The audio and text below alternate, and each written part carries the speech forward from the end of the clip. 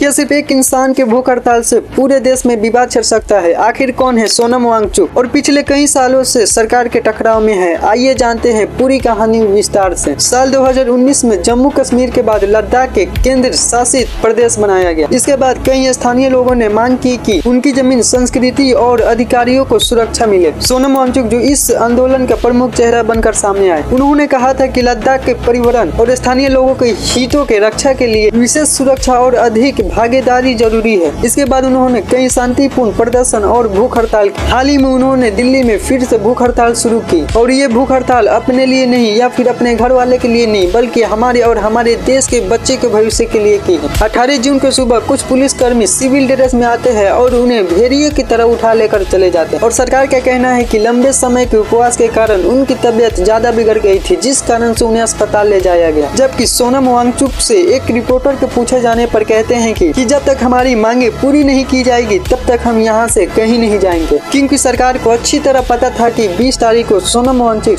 पूरे क्राउड के साथ संसद भवन की तरफ मार्च निकालेंगे, जो बहुत सारे जनता भी आती। बट हमारे देश की सरकार नहीं बल्कि हमारे देश के चाय बेचने वाले प्राइम मिनिस्टर, इन्होंने एक ऐसा पुराना दिमाग लगाया, ना रहेगी बांस और ना बजेगी बांसुरी, और सोनम वांगचुक को भेड़िए की तरह उठा ले गए। पहले तो धर्मेंद्र प्रधान की इस्तीफा की मांग थी, लेकिन अब उनके साथ साथ प्राइम मिनिस्टर को भी इस्तीफा देना पड़ेगा। हम आज तक धर्मेंद्र प्रधान का इस्तीफा मांग रहे थे, लेकिन मुझे लगता है नरेंद्र मोदी का इस्तीफा होना चाहिए। नरेंद्र मोदी देश के प्रधानमंत्री बने।